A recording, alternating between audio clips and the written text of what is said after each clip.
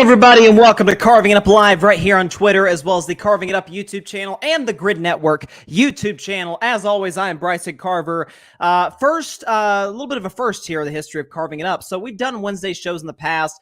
Mostly, I do Wednesday shows, at least in past years, the day before Thanksgiving, because you're not going to do show on Thanksgiving Day because the previous Carving Up schedule was Monday, Thursday, Friday, 6 Eastern, 3 Pacific time. I decided to put this one to Wednesday, Thursday show to Wednesday, just to shake up the schedule a little bit, give a little bit of space, a little bit of time in between shows. So looking forward to, hope you guys like the new change as well. Definitely feel free to chime in the comment section. We've got a great show on tap for you guys tonight. The Trey Lance news broke about 3 hours ago, saying that, hey, he is going to not even be the first backup to Brock Purdy with the San Francisco 49ers. He's going to be the understudy to the understudy, so to speak, to Sam Darnold, who has won the QB2 job in San Francisco. I'll discuss that, what it means for Trey Lance's future. It certainly would appear that his time in San Francisco is about to come to an end. There's actually one suitor that appears to be interested, and it's not a team that you would think. I'll get to that on today's show, as well as Aaron Rodgers and Randall Cobb on Hard Knocks last night. Randall Cobb was talking to the wide receivers, saying like, hey, if Aaron doesn't trust you, he's not going to throw you the ball. And now you have Corey Davis retiring today, and so it's a little bit of a weird situation regarding the Jets wide receiver situation. I'll get to that. Also, AFC North strengths and weaknesses. I've been doing a segment on all of the divisions leading up to the season. I've done both East divisions, AFC and NFC. Now going to the AFC North. So we're talking Bengals, Ravens, Steelers, Browns.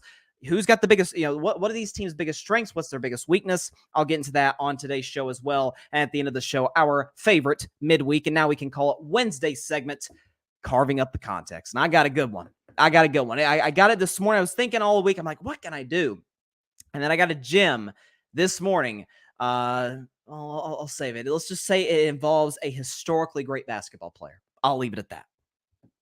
But first, Jonathan Taylor, and that situation just continues to develop. Actually talked about it last night. Check out the 8 o'clock spot on the Grid Network, Tuesday nights at 8 Eastern, 5 Pacific time at night. Great show, great guys, great game show.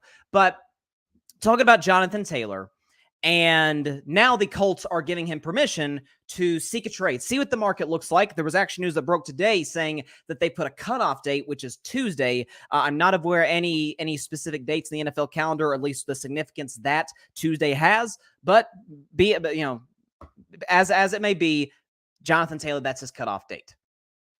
And I was thinking about, so I guess I'm slowly garnering a reputation for being somebody who's like anti-running back. I'm not anti-running back. As a matter of fact, I've been pretty crystal clear. The guys like Josh Jacobs, Saquon Barkley, Tony Pollard, in this case, Jonathan Taylor, I absolutely defend wanting to get their money. Dalvin Cook even, defend these guys 100%.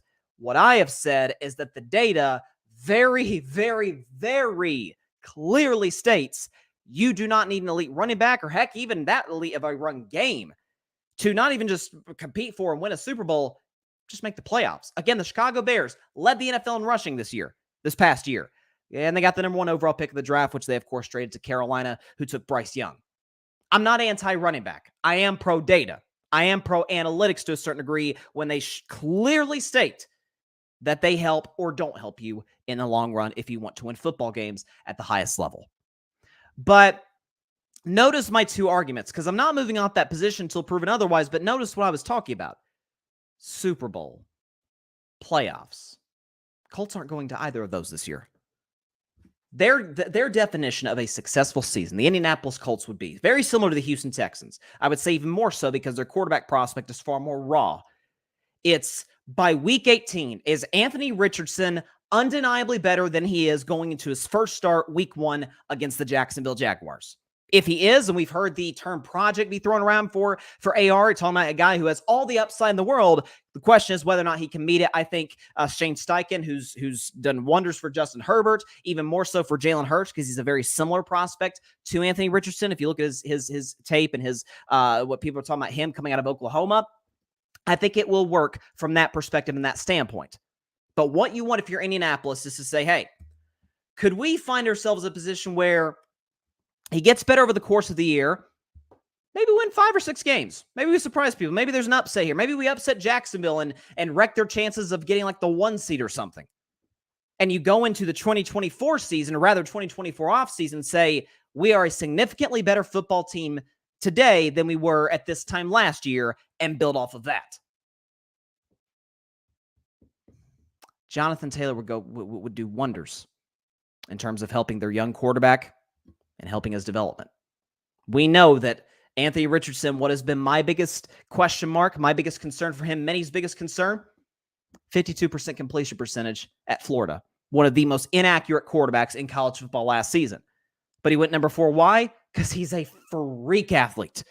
Because we've seen quarterbacks of his size, his stature, his athleticism go on to have very successful careers, certainly to this point in the NFL. Josh Allen being the prime example. Jalen Hurts, I think, to a lesser degree, has had a very successful career to this point thus far. If you're the Indianapolis Colts, you got to ask yourself this question. And look, is the relationship between them and Jonathan Taylor too far gone to be mended? Who knows? That's another conversation. But let's just say, for the sake of argument, no trade happened. Miami or somebody doesn't trade for Jonathan Taylor, and he's a Colt come next Tuesday.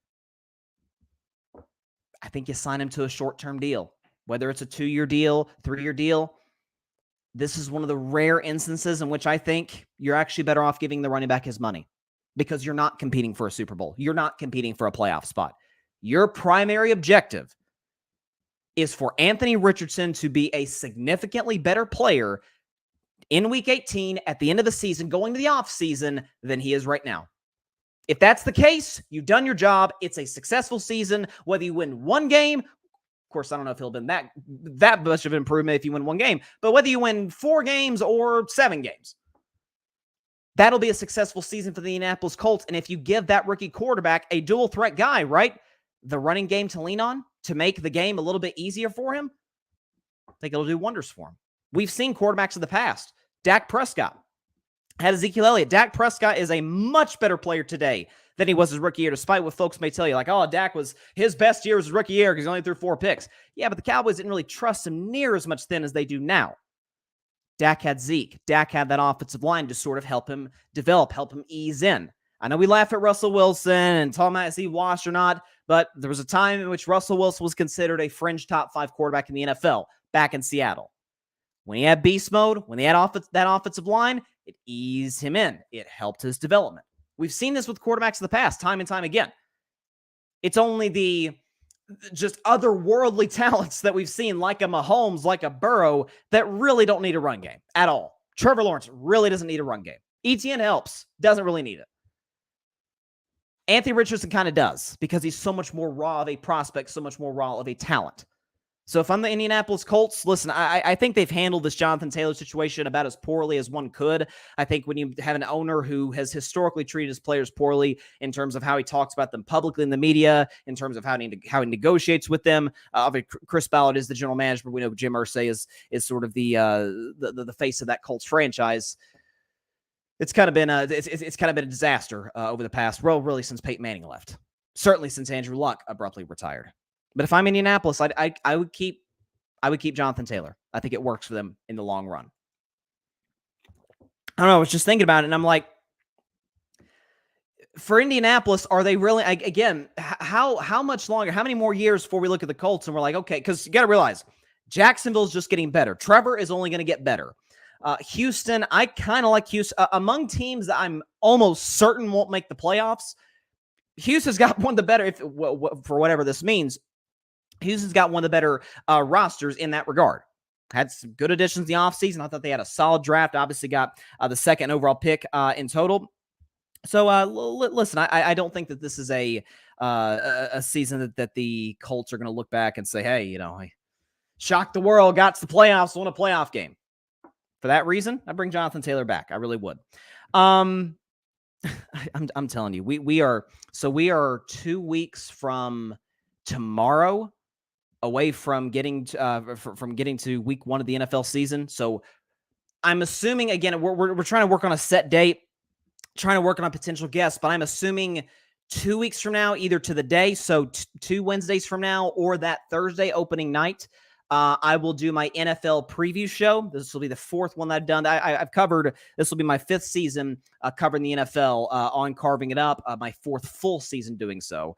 So I don't know. You chime in the comments. Give me whatever feedback you want, whether you want on Wednesday, so you have time to watch it before the opening night game, or if you want it the night of the opening night games. Chime in the comments and let me know, because I'm trying to figure out a good date to do that, to really get the content out and make my predictions as crystal clear as possible. Just like the fact that I had the Denver Broncos and the Los Angeles Rams for the Super Bowl last year. That was my worst pick in the history of the show. Anyways, let's move on to our second topic. I don't want to think about that. Let's talk about something else I was wrong on. And that is Trey Lance. So I said, going into that 2021 draft, I thought I was as accurate as could be on all of the first round quarterback prospects outside of Trey Lance. I said Trevor is the best talent by far. It's not even close. He'll be a superstar. I said Zach Wilson, kind of small, not terribly accurate, a little bit arrogant for my taste for the quarterback position. Just, by the way, he was going to the New York Jets, which is the organization, as I say, it's the place where young quarterbacks' dreams go to die. It's a good thing they have Aaron Rodgers, more on him and the Jets. In our next segment, then we get to Trey Lance, who I'll talk about in just a moment. I said Trey Lance, I think, is a raw prospect, kind of similar to Anthony Richardson, but he's going to Kyle Shanahan. He's going to that loaded Niners roster. This is going to work. And I said he will not be better than Trevor Lawrence. He'll have a better career than Trevor Lawrence, given the support around him.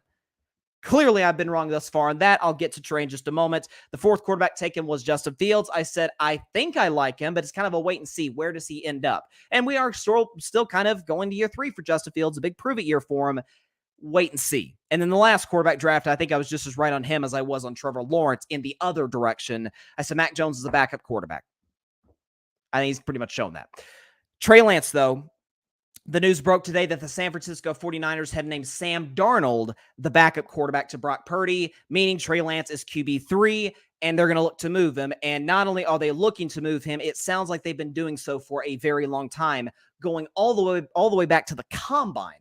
Again, more on that in just a moment. So you're probably asking the question, Bryson, are you willing to finally admit Trey was a bust or is a bust? Not yet. Now, I am absolutely moving off of the take I had 2.5 years ago that he would have a better career than Trevor Lawrence. That obviously isn't going to happen. Again, a big reason I thought that was going to be the case is because I assumed he was going to get taken 3rd overall by San Francisco. He did. I was ecstatic for the Niners, and then it kind of fell through. He had a couple starts his rookie year. He was great in one against, I think it was against Houston, if I'm not mistaken, was bad another against the Cardinals. Then he started the 2022 season, played the Bears, played poorly, albeit it was in a complete rainstorm. And then week 2 of last season, he unfortunately broke his leg against Seattle, and we haven't seen him make a start since. So, listen, the thing with Trey, and I heard Troy Aikman talk about this. I don't think he was talking about Trey Lance specifically, but he is right. I think he was talking about Sam Howell when he and Joe Buck were calling the preseason game the other night between the Commanders and the Ravens. And he said, listen, Sam Howell doesn't just blow your socks off with his talent, but he does the thing that we honestly don't talk about enough in terms of quarterbacks. He delivers the ball on time and on target. Ultimately, that's all that matters. It's all that matters. Listen, Jared Goff is a little too immobile for his taste. Dude, for my taste, crazy accurate. Kirk Cousins has never really had an issue with accuracy, even though he's not terribly mobile. Haven't we criticized Cam Newton in the past for God, he's just inaccurate? Josh Allen in the past, oh man, he could be inaccurate at times, despite the physical gifts. So I think for Trey Lance, he's got those, but you see the practice tape. Again, this is Kyle Shanahan we're talking about. We're talking about one of the brightest offensive coaches in the last 2 decades. Just look at his list of quarterbacks, even when he was the offensive coordinator in Houston and Washington, in Atlanta, and now the head coach of the Niners. See the numbers of the quarterbacks he's been with Kyle and without Kyle. It's night and day. He saw this kid for 2.5 years, 3 years now, really. And he said, Brock Purdy's better. Sam Darnold's better. I'm going to go out on a limb and say Kyle Shanahan knows just a tad more about football than you and I do. I don't think that's exactly going out on a limb. So what's next for Trey Lance? Well, according to Ian Rappaport, and this came in when the news of Trey being demoted to QB3, or being announced really as QB3, Ian Rappaport tweeted, quote, as the 49ers weigh options for Trey Lance, calling his hometown team, the Minnesota Vikings, who are a rumored destination before the draft, makes sense. Nothing is impossible, but Minnesota has a backup in Nick Mullins and a drafted rookie quarterback in Jaren Hall. Post-draft, these deals are harder. But Pro Football Talk, reported from April 19th that the 49ers talked to the Vikings about Trey Lance at the Combine. So all the way back in February, they were already having discussions with Minnesota about Trey Lance. Now, this is significant because Kirk Cousins, I didn't even know this until I read this article, Kirk Cousins is moving to the last year of his deal. And we know Kirk is sort of the very definition of a slightly above average quarterback. He's absolutely good enough to get you to the playoffs. Whether he can win you a playoff game, he's only done that once in his career, and that was a few years ago against New Orleans.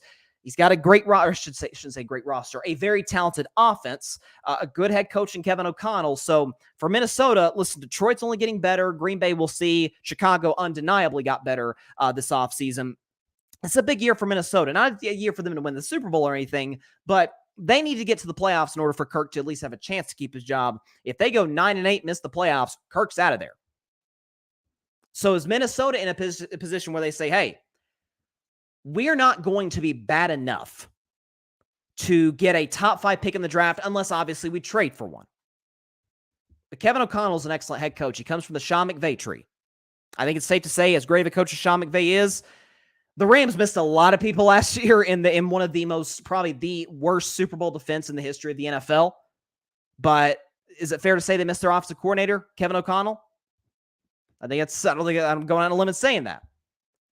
You have a talented offensive coach, Justin Jefferson, TJ Hawkinson, Jordan Addison, the kid they just drafted at USC, a solid offensive line, and a defense that I think will absolutely, it's hard to get much worse than they were last year. I believe they have the second worst pass defense in professional football. It was really bad. What do? They added Brian Flores. We know his history with defenses back in New England and with Miami. So the defense in Minnesota absolutely will be better this year. You put Trey Lance in that position, he'll be 4 years in, hopefully more developed. Listen, if you can't work with Kyle Shanahan, I have serious concerns about you. But again, going back to what we were talking about with Anthony Richardson, he is pretty raw. So if you plug him in Minnesota a year from now, sitting behind Kirk Cousins as the clear backup with a good offensive coach, maybe it works. As for San Francisco, look, I know there were some people in the Bay Area criticizing the 49ers today saying, hey, they never gave Trey Lance a chance. Well, year one, he wasn't ready. That was Jimmy G's job. And listen, I've never been a big Jimmy G guy. I think the numbers bear themselves out pretty obviously. It's the 49ers who have gotten Jimmy G to the conference championship game twice, not the other way around. But listen, Jimmy G was good for that system for the time that he was there. It was time to move on. That was talking about his rookie year. Year two, the Niners say, okay, we want to move Jimmy G. The problem is we kept Jimmy G because nobody wanted him. We're going to give the keys to Trey Lance. And Kyle Shanahan, I remember talking about this all offseason a year ago. We're going to give the keys to Trey Lance. It's his team. It's his offense. Has a pretty good preseason. Again, he plays bad in that game against Chicago, although, again, in his defense, I don't know of a quarterback, even Mahomes, who would have looked great in that rainstorm at Soldier Field in week one. Week two, bad luck, tears his ACL. Then you have Jimmy G. He starts, let's see, was it, I think it was 10 games, 11 games. Jimmy G started, had some solid performances, had some bad performances, some in-between Jimmy G performances, goes down as well. And here comes Mr. Relevant. Sturdy Brock Purdy goes undefeated in games he started and finished, and in that span, led the NFL in passer rating. You don't think, and by the way, Purdy himself got hurt. I don't know if it's a curse in San Francisco. All their quarterbacks get hurt. I don't know what it is. But Brock Purdy basically rips his elbow in the NFC title game. Trey Lance is coming off of a surgery to heal his leg. So you're telling me that because they cleared Trey Lance right before training camp, you're telling me that in OTAs, in mini camps, all of the above, all the off-season training activities, etc., even moving into training camp, that not only could Trey Lance not separate himself from Brock Purdy, who was injured, he couldn't separate himself from Sam Darnold. Now, Sam Darnold himself was the third overall pick in the draft back in 2018. I remember loving Sam. I was clearly wrong on him. in terms of being a franchise quarterback. That was what gave me the go ahead to give the Jets a nickname, the place where young quarterbacks' dreams go to die. But it didn't work. But for Trey Lance to not beat Sam out, and Sam's fine. Sam's a good backup quarterback, but in that system, he worked better for Kyle Shanahan. Why? He can deliver passes on time and on target. By the way, Kyle has a history, and this is another reason I thought Trey Lance was going to work so well there. What does Kyle love? Mobile quarterbacks. He loves to move the pocket. He did so with a guy we look at as, especially this past year, had in Indianapolis. We look at Matt Ryan as just this pocket quarterbacks sitting there like a statue and just, throwing passes. He moved the pocket a lot with Matt Ryan. Go back and watch Falcon State from 2016. Matt Ryan moved more than I'd ever seen him move. That's why he loves Brock Purdy, because Brock Purdy's more accurate than Trey Lance and just as mobile. Maybe not quite as mobile, but mobile enough. And if you're San Francisco, it's win now. Okay, Deebo Samuel's starting to get older. George Kittle's getting older. Trent Williams is already into his mid-30s, even though he's still the best left tackle in the NFL. We got Nick Bosa in the holdout, so you got that situation going on. Some of our defensive starters getting older. Like, we got to strike while the iron's hot now, especially when you consider the fact that when you have the AFC, which is just stacked with quarterbacks, it only feels like a matter of time within the next, 5 years, that some more quarterbacks through the draft, probably starting with Caleb Williams, whether he goes to Arizona or Tampa, ends up in the NFC, and then you start to see a little bit of more of a balance. So San Francisco's like, we can get to the Super Bowl with Trey Lance, with Brock Purdy, and if we do get to the Super Bowl, let the chips fall where they may. We got the best defensive league, some of the best offensive playmakers, and a great coach. Who knows? Jimmy G almost won a Super Bowl with this team against Andy Reid and Patrick Mahomes. It can happen. But they did not have time. It's very similar to a team that's in the Bay Area, a team of which I'm a fan of, the Golden State Warriors. Jonathan Kuminga, I think, is going to be a star in the NBA. He has all the potential in the world, athleticism out the wazoo, but he's not ready and he's not developed enough, and that's why he's barely gotten any playoff minutes whatsoever the last 2 years for Golden State, and why guys like in 2022, Otto Porter, 2023, Gary Payton, guys like that got far greater minutes. They were more ready. They were more developed. Play better within the Warriors system, given the fact they've been in the NBA a long time. The Warriors system, you got to have some smart basketball players to work with that. So I think it's funny that two Bay Area teams sort of dealing with the same dilemma, like excellent rosters, great coach, really talented young players, they're just not ready. So that's why I say I'm not willing to say yet that Trey Lance is a bust. Again, it's not like it's year 6. If it's year 6, he's been a backup for 5 years, that's a different story. But if he were to end up in Minnesota, he won't be the starter this year. That'll be Kirk's job. They decide to let Kirk walk. It'll free up a ton of cap space. Give the team to Trey Lance. I would assume they'd almost have to opt into his 5th-year option, given he was a first-round pick, and you would give him a little bit of security and see how he can work with some of the weapons he's got there with a good coach, and you assume an improved defense. I don't know. I'm not quite willing to back off of Trey Lance quite yet, but I'm absolutely willing to back off the opinion, yeah, he's not going to have a better career than Trevor Lawrence. That is not going to happen. I thought it was actually a pretty good take at the time, too. It's a shame. Also, something, too, I don't like where a lot of people are going with this. I hate revisionist history. Hate it. When it's something, let me pull this up. So, obviously, Trey Lance was drafted in 2021. You had Zach Wilson, you had Trevor Lawrence go 1, and Zach Wilson go number 2. Trey Lance go number 3. And people are talking about, oh, look at the 10 players that went after Trey Lance. Can you imagine what the 49ers would have been if they drafted any of these guys? Okay. Kyle Pitts went number 4. They already had George Kittle. Jamar Chase went number 5. They already had Deebo Samuel and Brandon Ayuk. Jalen Waddle went number 6. I reiterate the point I just made. Penei Sewell, great tackle, went 7th. They already had Trent Williams. J.C. Horn, who hasn't panned out thus far in Carolina, San Francisco's fine in the secondary.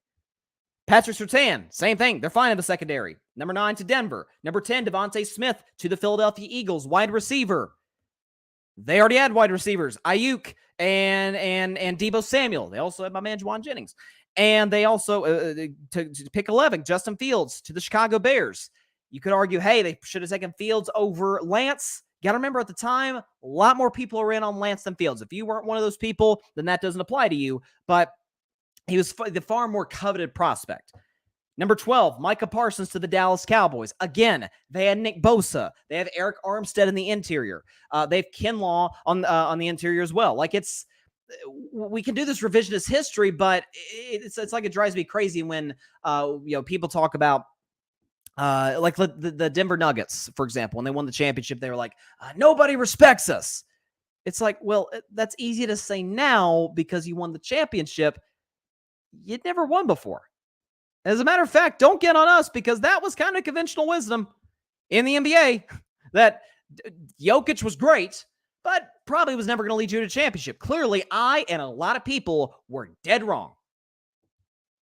But let's not do this revisionist history like, oh, look at this idiot back from a year ago. It's like, well, I mean, I wasn't in the minority with that opinion.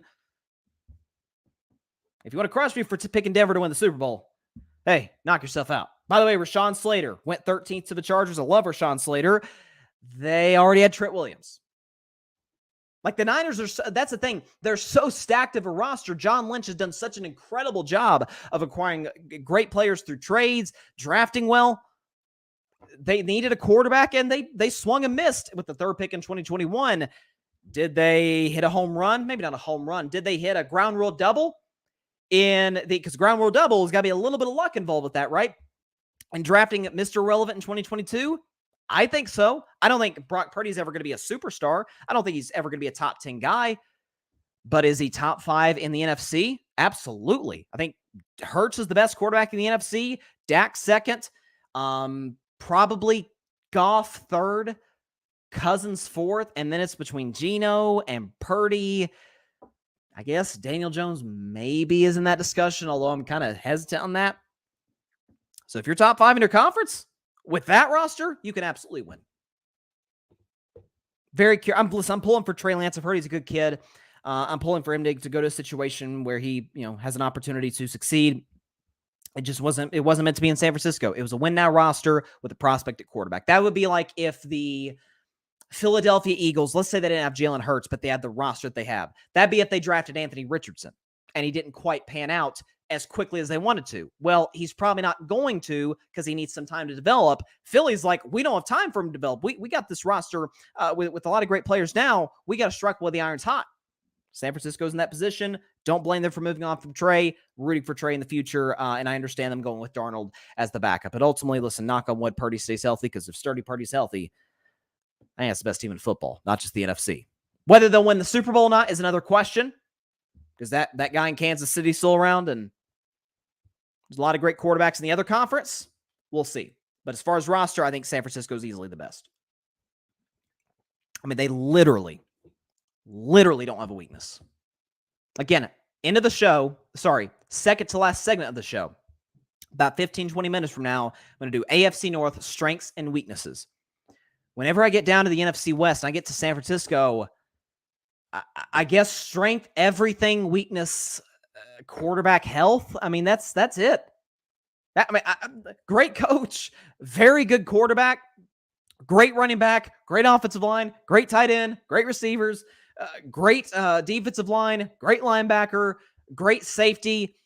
I like the kicker they drafted from Michigan. I mean, like, I don't really know what they're I don't know, turf. Maybe that's their weakness. I don't think the Niners play. No, the Niners actually play on grass. So just hope they don't have to go to Detroit or anything in the playoffs. If that's not the case, they should be fine.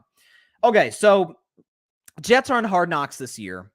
And Randall Cobb, who the Jets added, obviously, at the request of Aaron Rodgers, as has been the case with Alan Lazard. Even Adrian Amos, the safety, left the Packers and joined the Jets. My sister's a Packers fan, and she was not happy about any of those moves. That's okay. But Randall Cobb's a Jet. And listen, if I heard somebody say today, if Randall Cobb is an impact playmaker for the Jets, they've got some serious problems because listen, I love Randall Cobb. Great dude. His prime, he was one of the better slot receivers in the game, was one of the better kind of do it all. He was sort of like a poor man's Deebo Samuel. If you look back, 2014, he had an excellent year with the Packers. He's with the Jets in more of a leadership capacity. And they've shown the Jets wide receivers, and they got, obviously, Garrett Wilson is the guy. You're talking about, what's his name? Mecole Hardman's there. They had, keyword, Corey Davis, who just retired today, ironically, after this episode just aired.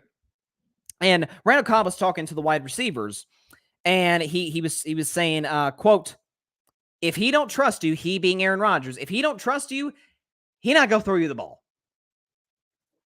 Which listen, I don't think I'm in the minority when I say this. I've been one of many who's talked about like how Aaron has been, and by the way, Randall Cobb also said in that quote that he doesn't like to throw interceptions. The statement by itself is not a bad thing. Nobody likes to throw picks. Nobody likes to throw the ball to the other team. But that statement, Randall Cobb knows Aaron Rodgers as well as anybody. That statement plays to a bigger concern, a bigger criticism that I've always had of Aaron Rodgers. I've always said, I think up until Mahomes, I thought he was the most talented quarterback that I'd ever seen. I think he's a top 10 quarterback in the history of the game. There's no question about it. His accolades speak for themselves. But the being kind of timid at times to take shots down the field, like you'd be shocked about how like the list of quarterbacks of the past few years with, deep shots down the field, Rodgers is great when he's taking shots because he's got a massive arm and he's accurate in that regard. He just doesn't take a lot of them. I mean, he really doesn't. And so he's been very hesitant to turn the football over. I thought Colin Cowherd made an interesting point today saying that, hey, Aaron Rodgers isn't as accomplished as Tom Brady, and so stats maybe mean more to him. They mean more to guys who don't have rings. Like, points are going to mean a lot more to Carmelo Anthony than they are to LeBron James, even though LeBron's the all-time leading scorer. Different priorities are mean different things for different people. Corey Davis retired today. I don't think that's a lot of people minimize like, Corey Davis, he's kind of a bust. He was a top 10 pick in 2017 by the Tennessee Titans, never panned out into what they wanted him to be. And so it's been a lot of people crapping on Corey Davis today. I don't think it's nothing. Corey Davis did, after all, have 500 yards with incompetence at the quarterback position. We going on about Garrett Wilson having over 1,000 yards because it's like, man, this dude came from Ohio State. He's got Ohio State talent. They had nothing at quarterback, and he's putting that up numbers he's putting up. So what's he gonna do with Aaron Rodgers? And Aaron Rodgers just raves about Garrett. He loves Garrett Wilson. So those two are gonna have an incredible tandem and connection this year. But the issue I have is not with what Randall Cobb said. Randall Cobb's just telling the truth. But I didn't have an issue at all with what Randall Cobb said. It's the interception quote saying that, hey, he doesn't like to throw interceptions, guys. Like, and if he doesn't trust you, he's not going to throw you the ball. I remember ripping Aaron Rodgers the next day after they lost to the Vikings in week 1 last year. When, remember, the first play of the game, first play of Christian Watson's NFL career. Aaron Rodgers takes a bomb shot, a rare shot down the field, down the right sideline. He could not have thrown it better if he ran up. He could have put a better ball placement if he had run up 50 yards down the field and handed the ball to Christian Watson. It was that beautiful of a throw. They got the coverage they want. Christian Watson's a speedster, beat the corner man-to-man coverage, and it went right through his hands. I think it was man-to-man coverage. Went right through his hands. He dropped it, and Aaron refused to throw him the ball up until, I think, the fourth quarter. You got to build a trust with Aaron Rodgers that maybe you don't have to build with other quarterbacks. That's the reality of him. I've loved the attitude shift from Aaron. Love it. But that's the reality of Aaron Rodgers. And so Cobb repeating this, and now you had the retirement of Corey Davis, and there's been some, aside from Rodgers and Garrett Wilson, there's been a little bit of a disconnect. Not in terms of from a leadership standpoint, as we've seen in the past, but from a chemistry standpoint between Rodgers and the receivers. Some of that is to be expected. It's his first year there. It's the unfamiliarity with the wide receivers, and that's going to be something, again, listen, the Jets have as brutal an opening schedule as you could possibly have. Again, they got Buffalo at home in week 1. They go to Dallas in week 2, and beyond that, I think the Jets are probably going to go 3-3 at best in that stretch, and then get hot at the end of the year because the end of their schedule is a breeze. But it's something. The Corey Davis retirement isn't nothing. That's all I'll say. I listen. We talked a lot of Jets throughout the offseason, throughout training camp. I don't know. I'm not saying I'm selling my Jets stock. And listen, there was never, even at my highest point of the Jets this offseason, there was never a point in which I said they can win the Super Bowl. They can win the NFC. I think if everything goes absolutely perfect for the Jets, they're in the AFC title game. Today, I have them getting in as like the 6 or 7 seed. Depending on the matchup, maybe stealing a playoff game against Cincinnati. I don't really know what to do with Cincinnati right now. Frankly, I don't think Vegas knows what to do with Cincinnati. Last I checked, all the Bengals games, the lines aren't available because they're just waiting to see. We're all waiting to see what Joe Burrow's health looks like. And so in the games he misses, what's Cincinnati's record going to look like? So, and when he comes back, is he 100% healthy? We assume he's going to take it easy. He's going to not come back until he's 100% ready to go. But if they were to match up against Cincinnati, listen, they're missing their 2 safety. I don't know. But I thought Randall Cobb said it was very interesting. It was very interesting. I looked at that. I was like, oh, that's one way to look at it. He's right. I don't disagree with him at all. But we'll see what happens with the Jets this season. By the way, for our next segment, before the AFC North strengths and weaknesses, I just want to say once again, if you have not watched the 8 o'clock spot, you're doing yourself a massive disservice. 8 o'clock spot on the Grid Network, Tuesday nights at 8 Eastern, 5 Pacific time. It's the best game show you'll ever see in the history of game shows. I'm not exaggerating. Sort of. But listen, 8 o'clock spot, it's about a half hour. It's not like the typical carving it up show where we go an hour and a half, depending on the show. We've got a lot of things to talk about. All the biggest stories in the world of sports. We have 2 to 3 to 4 rounds, 3 to 4 rounds where we'll have 3 to 4 contestants going at it. They get their 2-minute takes to give their opinions on everything going on in the world of sports. I, my friends, am the judge of said quotes and takes. And so, it's nice to be in that power seat. Barry Grant Jr. of the All Even podcast has won 2 of the last 3 games. Tune in 8 Eastern, 5 Pacific time right here on the Grid Network. Definitely gonna continue to build that because it's been fun. 8 o'clock spot. Once again, I'll show it on for the podcast. I'll read it off the podcast audience, and you see it right there on your screen on YouTube and Twitter. 8 o'clock spot, 8 Eastern, 5 Pacific time on the Grid Network. Let's move to the AFC North, which, ironically, it's funny we're talking about the AFC North, was just ranked today by esteemed publication as the toughest division in the NFL, which it's interesting to hear such an accurate quote, something that I've said since all offseason. I mean, if the Cleveland Browns, who I believe to be the worst team in that division, if that's your worst team, a team that a lot of folks, I shouldn't say a lot, many are taking to, I shouldn't say many, some are taking to make the playoffs. I think Deshaun Watson could bounce back. It's a good roster. They got a good run game, good defense. Myles Garrett, maybe they can sneak in. If that's your worst team in your division, I mean, you look at the NFC West, the other side, Arizona, again, I'm thinking, I'm not even joking, folks. I think max 2 wins. I think they're one of the worst football teams that I've seen in my time covering the NFL and carving it up. They are, oof. Aside from Buda Baker, man, it's bad. It's real bad. They're going to be in the Caleb Williams business pretty soon. Okay, so AFC North. So we're talking Bengals, Ravens, Steelers, and Browns. And let's just put on the background music. Here we go. AFC North strengths and weaknesses. And we will start.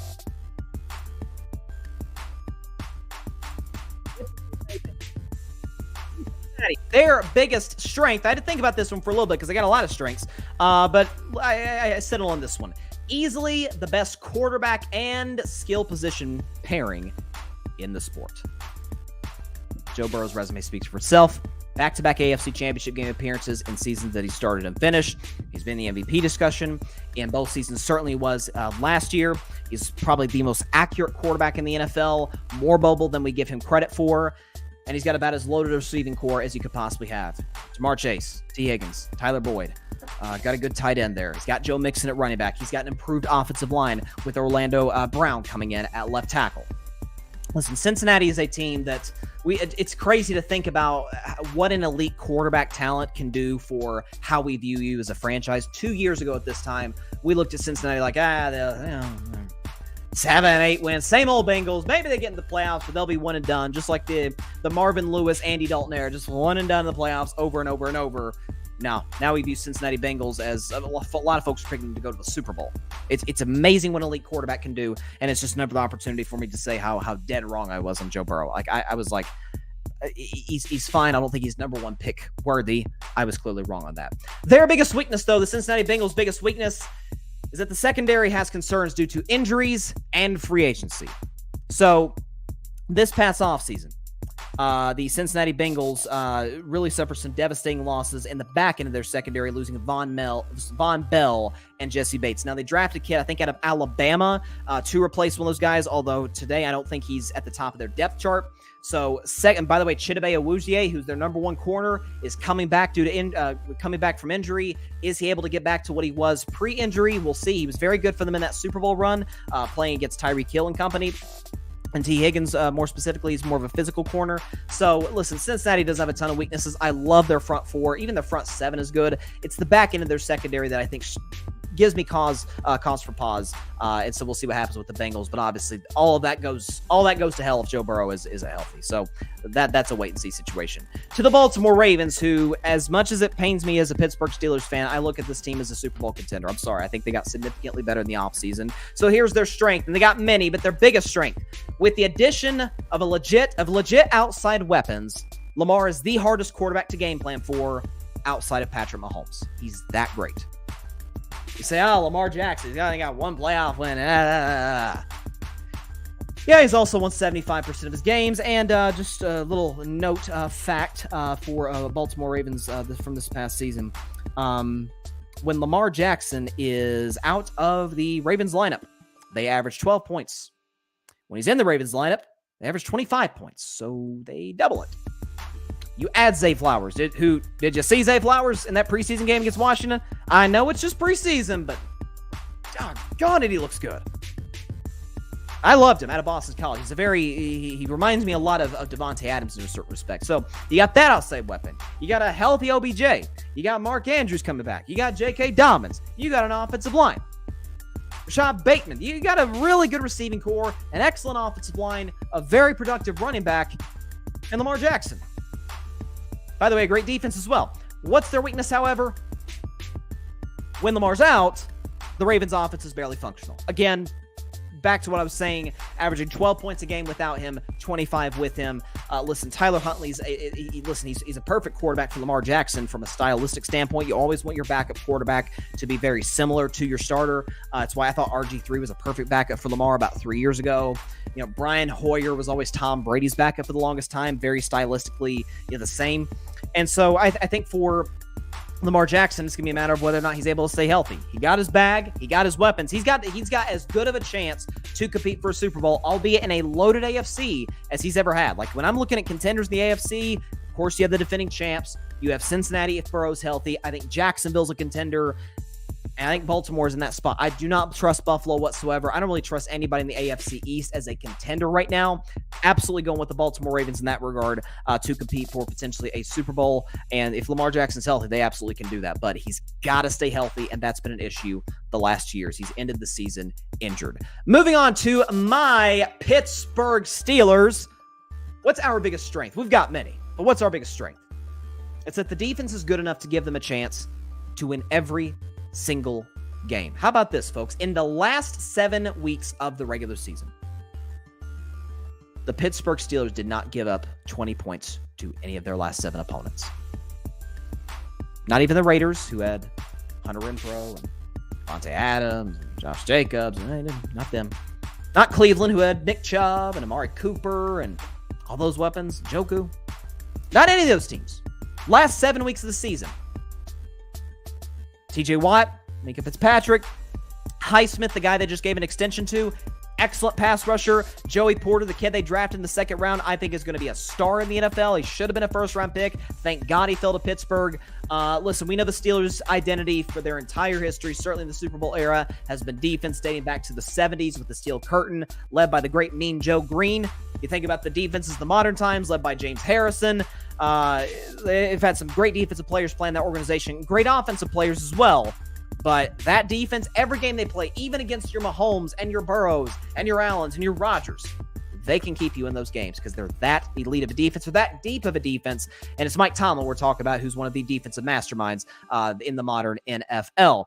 Their weakness, however, and it's a legitimate one, the offensive line has struggled in the past few years. Now, some of that is the fact that Ben Roethlisberger was the quarterback up until this year, and he, after injuries and not really taking care of his body, sort of caught up to him, became the definition of a statue in the pocket, completely immobile, arms kind of shot, not able to take shots down the field. And so when you look at that Steelers offensive line, there's only so much they had to work with. Now, they improved it in the draft, going and getting Broderick Jones, so that should help with Kenny Pickett, with Najee Harris, the running game, etc. That is something they have struggled with in the past. So if the offensive line is right, I think Kenny Pickett's going to have a big year. I think George Pickett's going to have a huge year. I think the Steelers are going to go 11-6 and win a playoff game. I'm always buying doing this 12-5 as time has gone on, but I'm being conservative here. I'm going to be conservative. Moving the Browns, though, got the graphic up right there. Moving to the Cleveland Browns, their biggest strength is that the running game is among the most dangerous in the National Football League. They have undeniably a top 2 to 3 offensive line in the NFL. Pro Football Focus has them as the second best offensive line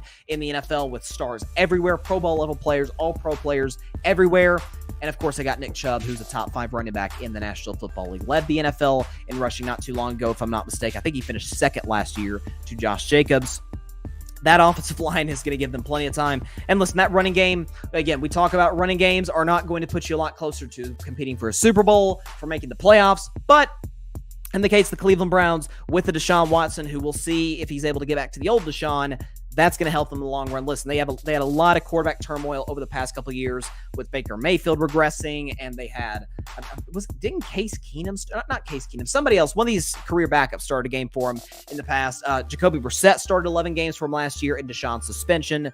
Been a lot of turmoil at the quarterback position, but that running game is always something they can rely on, and when they're in the lead, very hard to stop. The biggest weakness, though, the Cleveland Browns' biggest weakness, it's a question mark, really. Deshaun's ability to get back to Houston Deshaun is a massive question mark.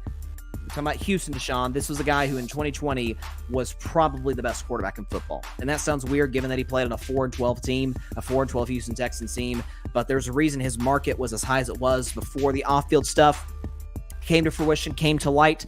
But listen, we know the talent he was at Clemson. We know he had a very successful first few years in Houston, but the suspension, the time off, him putting himself in a position to really set himself back, that's what I worry about for the Cleveland Browns. That's ultimately the reason that I don't think they're a playoff team, but it's the AFC North. It's a team loaded with, it's a division loaded with excellent teams. I think the division has 2 Super Bowl contenders, 1 surefire team to make the playoffs in Pittsburgh, and 1 potential sleeper in the Cleveland Browns. Can you imagine? This isn't going to happen, but can you imagine if all 4 teams in the AFC North made the playoffs? There's an avenue for that to happen.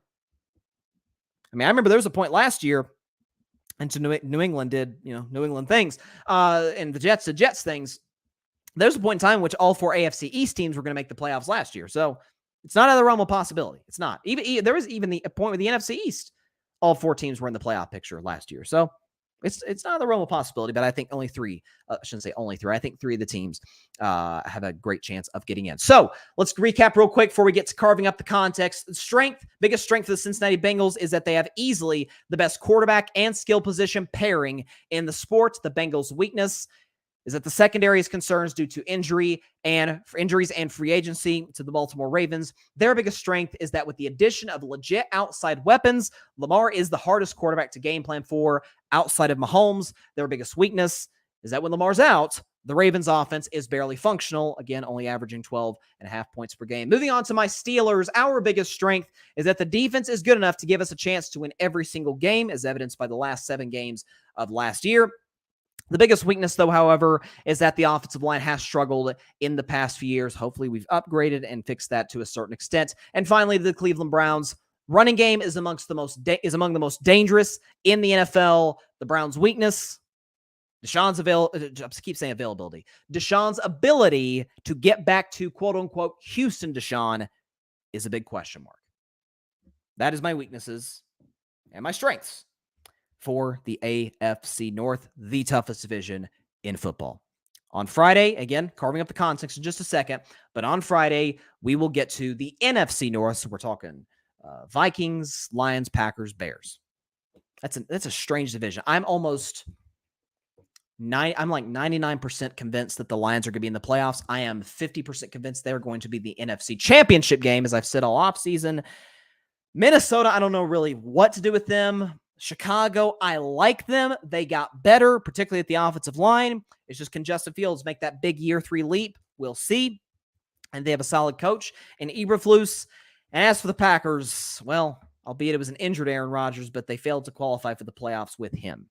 Jordan Love's looked good in the preseason. Maybe talk a little bit more Jordan Love throughout the rest of the preseason, but we don't have a ton of regular season game tape to really judge him off of.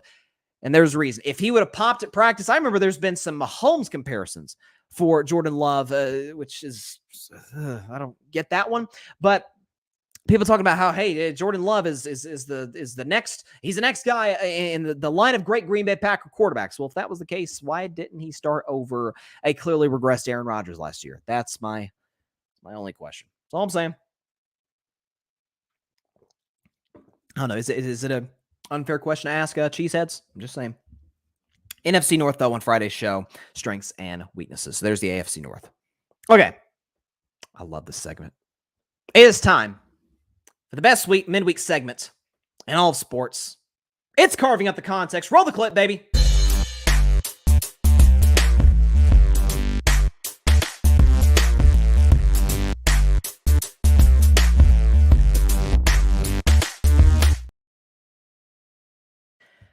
On this week's edition of Carving Up the Context, it just so happens to involve a man who I would argue the majority of people, matter of fact, polls have showed, the majority of people believe is the world's greatest basketball player, not just the world's greatest basketball player, the greatest player in the history of the game of basketball, and that is one Michael Jordan. So, we've had this discussion. I've had it on my show. We did it on the 8 o'clock spot last night. All of these shows are talking about, because this is the dead space in the NBA schedule, the 365-day calendar for the NBA. There's nothing to talk about, really. The Dame trade talks are pretty much stalled. We're still waiting on that.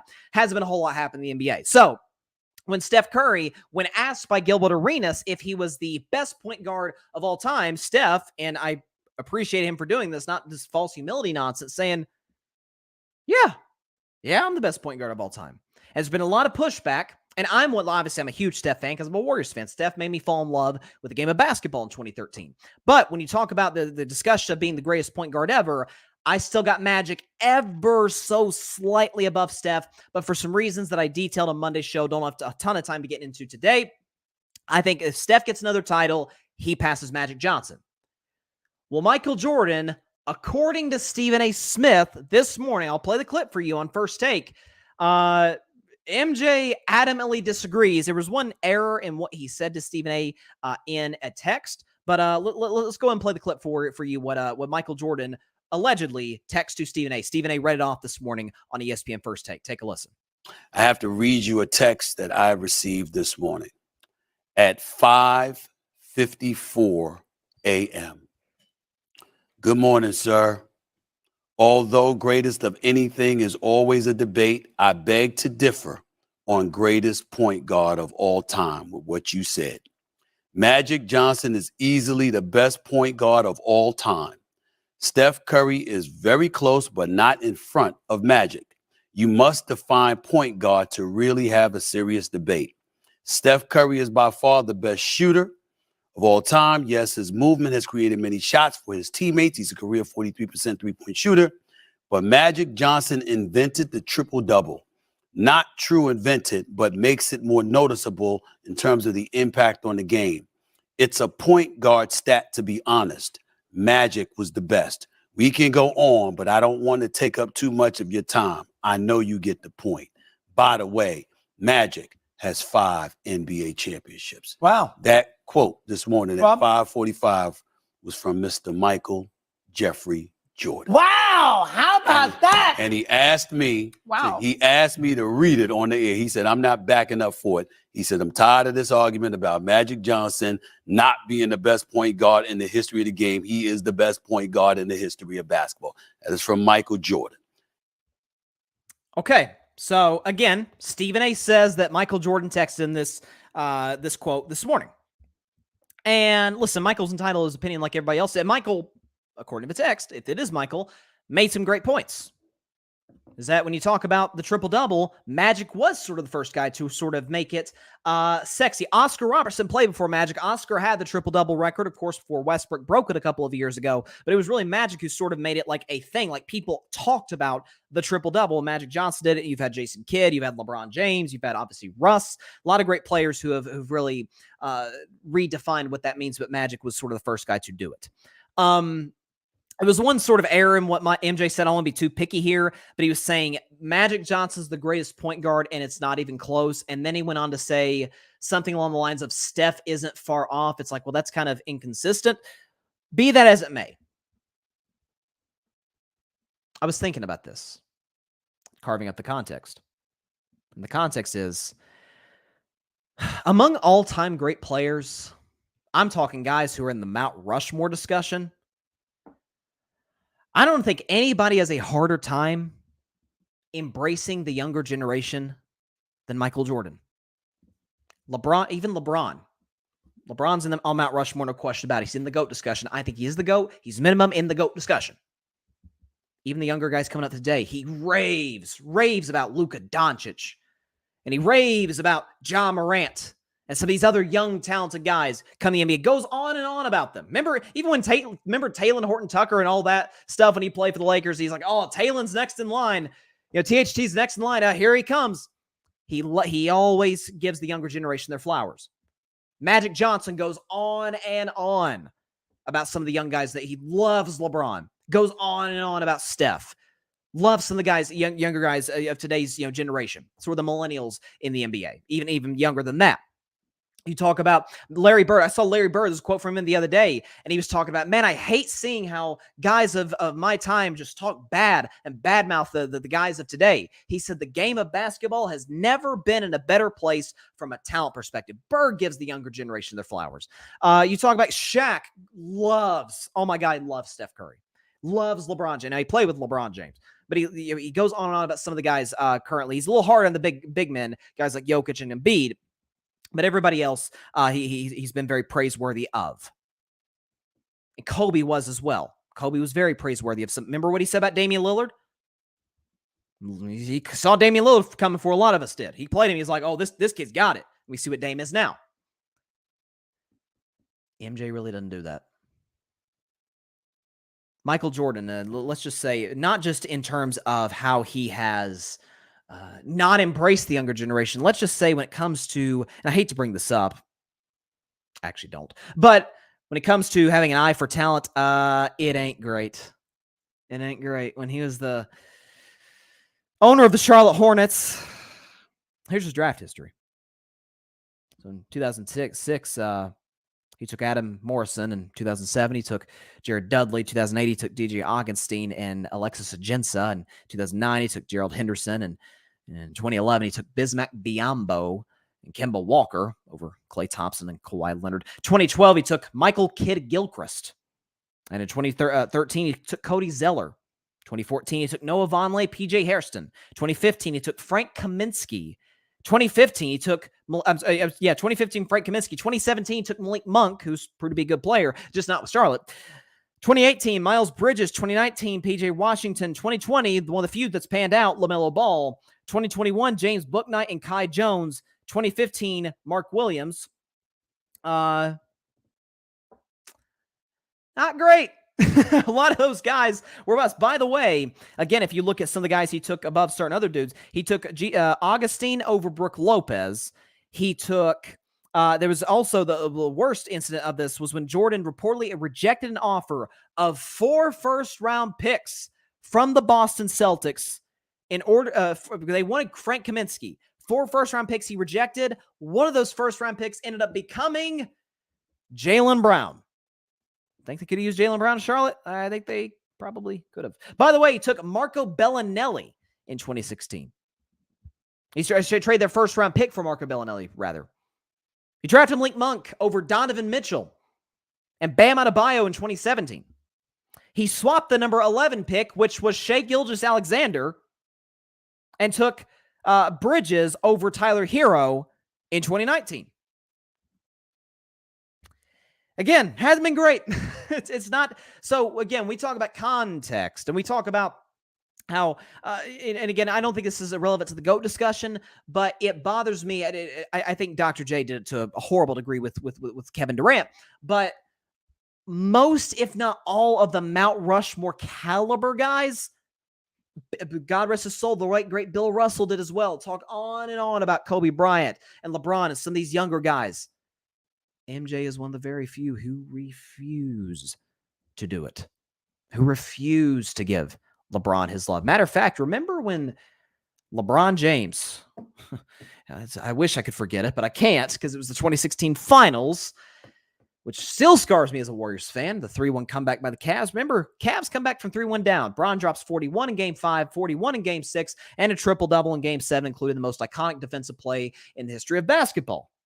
Beats a 73-9 team, delivers Cleveland a championship. A feat I thought was impossible. It took LeBron James himself to do that. The film cameras had gotten footage from the Last Dance season of 1998. But Michael Jordan never wanted it released until LeBron won in 2016. And that was the first time that people started talking about, like, timeout. That dude may be the GOAT. This is a conversation now. LeBron Jordan, this is a real conversation. The second Jordan got wind of that, he went to ESPN. He said, let's put out this documentary. Let's put it together, put together a documentary. I'll do the interview my teammates, whatnot. Let's put this thing out. The second he felt threatened, he put out the documentary. He's been standoffish with Scottie. He refuses to talk to Charles Barkley, who was once his best friend. And we all know the rivalry between him and Isaiah, which continues to this day. As a GM, a de facto GM, he was terrible. And when it comes to giving the young players their flowers, again, Michael Jordan never, ever comes out anytime we talk about these debates, whether it's LeBron or Jordan or somebody else. Magic Steph, he felt so offended by that. He went to Stephen A. Smith, the face of ESPN, according to Stephen A., and said, oh my gosh, how could this possibly be a debate? Very interesting. I think it's kind of become on. Listen, we can talk about Jordan. He very well may be the greatest player of all time. I think it's LeBron, but you can make a very, very strong case, obviously, for Michael Jordan in that spot. Could I, dare I say, read into it a little bit more and say, Magic's legacy is etched in stone. There's nothing he can do to add to it. There's nothing he can do to subtract from it.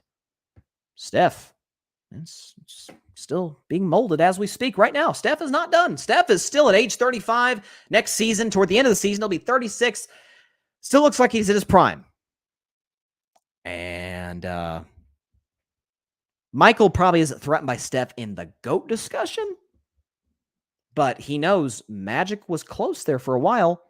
Magic before Michael became Jumpman, Air Jordan, the whole bit, and all the branding in the 90s, Magic Johnson had a very serious case to be the greatest player of all time. I think he's since been surpassed by Kobe. I think he never was able to surpass Kareem. He's obviously been surpassed as well by Michael Jordan and LeBron James.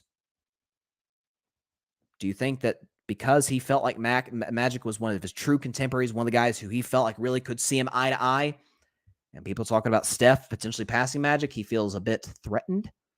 I don't know. Not so much as he did when LeBron won that championship, but again, just like I talked about the Jets wide receiver situation, Corey Davis retiring, it isn't nothing. It's something. I'm just throwing that out there. And that is this week's edition of Carving Up the Context. Hope you guys appreciated it. Before we get out of here, though, a couple things super fast. One is not breaking news, but just an update. And one is something I wanted to say toward the end. According to Dov Kleiman, the Philadelphia Eagles, have reportedly discussed a trade for Jonathan Taylor. The Eagles have been, quote, among the most aggressive suitors for Taylor per the report. I'm sorry. Evan Massey was the first to report this, covers the NFL. So the Philadelphia Eagles have been aggressive for Jonathan Taylor. I wouldn't love it for Philly. I don't know if it puts them a heck of a lot closer to winning a Super Bowl, but we'll see. Listen, Howie Roseman knows a lot more about football than I do. He's made some decisions in the past like, what are you doing? And they end up being genius. So I'll roll with Howie on this one. We'll see. Also, before we get out of here, I'd be remiss if I didn't bring up the fact that today is, or would have been, Kobe Bryant's 45th birthday. The Black Mamba himself, born on August 23rd of 1978. And tomorrow, of course, it's, as we know, Kobe's birthday, October 23rd, and Mamba Day the next day, because he wore 8 and 24. So 8/24, you have that. Mamba Day. And I just want to, because again, Mamba Day tomorrow, and I'll do a show on Friday, so won't be able to do a show on Mamba Day. I was thinking about it from the perspective of, I saw this quote, or this clip from Kobe Bryant on Instagram, and I put it on my IG stories about how, and it's kind of a message I wanted to share today, that, and sometimes it's a message for myself as a content creator, and then for you, whether you're a content creator or you're in another field where you're trying to make yourself known and trying to put yourself out there. And Kobe's talking about, like, the biggest reason people don't succeed is not necessarily because they don't try. It's because they do try, and when they don't see results immediately, they stop. And I just wanted to use that as an opportunity to say to all of you watching, all of you listening, if you're pursuing something, it's getting a little rough, a little hairy, you're not seeing the results you think you should be seeing, it will come. You put the work in, it'll come. You get out what you put in, as the old saying goes. So it's just a Mamba quote for the day. Rest in peace to Kobe Bryant. Again, today would have been his 45th birthday. Tomorrow is Mamba Day. And so may God rest the souls of Kobe and Gigi and all those who were lost. And of course, that terrible helicopter crash 3.5 years ago. So I was actually thinking about this a couple weeks ago. Like, I swear, folks, it still doesn't feel right that he's gone. To this, it still didn't feel right. So yeah, today would have been his 45th birthday. And I think it's a very important message he shared in his retirement. And I think it's a message that is, of course, very, very applicable to all of us in all situations, especially for those who are pursuing a dream. And so, Kobe, listen, Kobe's got some gems. There's no question about that. A lot of great podcast interviews, a lot of great interviews, especially towards the end of his career when he became sort of like a mentor to a lot of people.